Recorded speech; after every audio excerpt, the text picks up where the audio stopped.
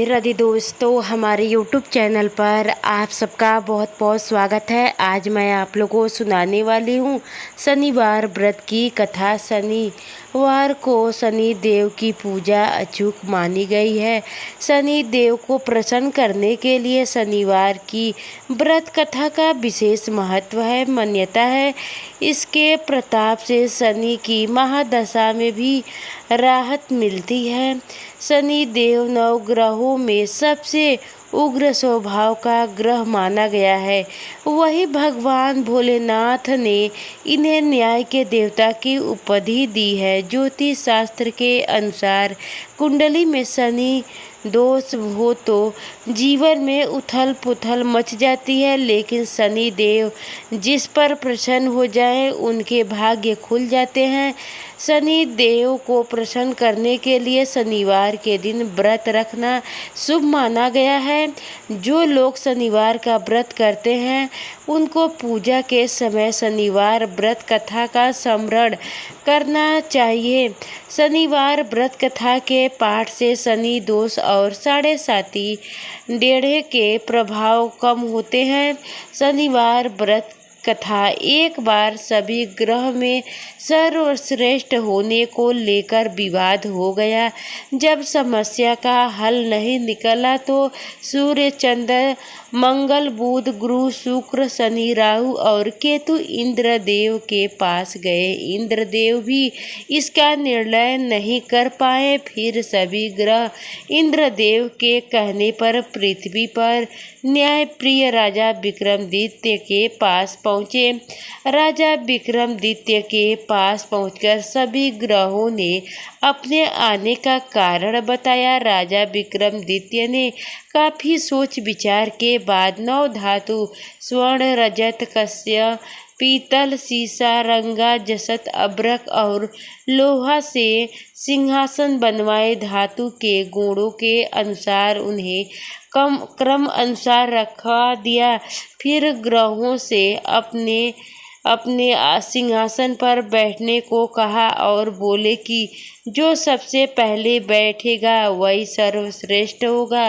राजा विक्रमादित्य के निर्णय को सुनकर शनि देव क्रोधित हो गए, क्योंकि उनका आसन लोहा सबसे आखिरी में रखा गया था। स्वयं को सबसे छोटा जानकर वह नाराज हो गए। शनि देव चेतावनी के अंदाज में कहा कि राजा, आपने मेरे अपमान किया है, आप मेरी शक्तियों से परिचित नहीं है।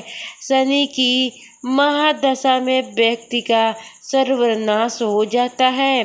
शनि देव क्रोध में राजा की सभा से चले गए, लेकिन कुछ दिन बाद राजा विक्रमादित्य पर शनि की महादशा शुरू हो गई। शनि देव घोड़े का व्यापारी बनकर उनके राज्य में आए। राजा विक्रमादित्य उनके घोड़े खरीदने का आदेश दिया। एक बार राजा विक्रमादित्य उसमें से एक घोड़ा पर सवारी कर रहे थे तो वे घोड़ा उन्हें जंगल में ले गया और गायब हो गया। भूखे प्यासे राजा को एक चरवाहा में पानी पिलाया तो राजा ने उसे अंगूठी दे दी और राज्य में जाने का रास्ता पूछा। नगर में आकर राजा विक्रमादित्य एक सेठ के यहाँ आराम कर रहे थे। राजा के कुछ देर वहाँ बैठने पर सेठ की बहुत कमाई हुई। उसने उन्हें भाग्यवान व्यक्ति समझा और अपने घर ले गया। सेठ के घर में सोने का हार खूंटी पर टंगा था। सेठ घर से बाहर गया तो एक आश्चर्यजनक घटना घटी। अचानक हार हो गया गायब। सेठ ने राजा पर चोरी का आरोप लगा दिया और नगरी के राजा ने राजा विक्रमादित्य के हाथ पैर काट दिए।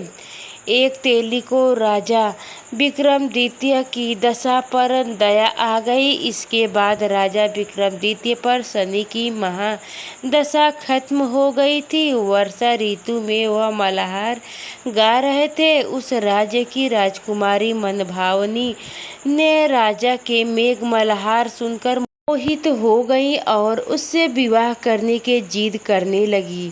राज्य के राजा ने बेटी की विवाह राजा विक्रमादित्य से करवा दी। वह दोनों तेली के घर में रहने लगे। एक रात शनि देव ने राजा विक्रमादित्य को स्वप्न में दर्शन दिया और कहा कि तूने मुझे छोटा कहने का परिणाम देख लिया। तब राजा विक्रमादित्य ने शनि देव से क्षमा मांगी और कहा कि उनके जैसे दुख किसी को न दे। शनि देव ने कहा कि जो उनकी कथा का श्रवण करेगा और व्रत रखेगा उसे शनि दशा में भी कोई दुख नहीं होगी। शनि देव ने राजा विक्रमादित्य के हाथ और पैर वापस लौटा दिए।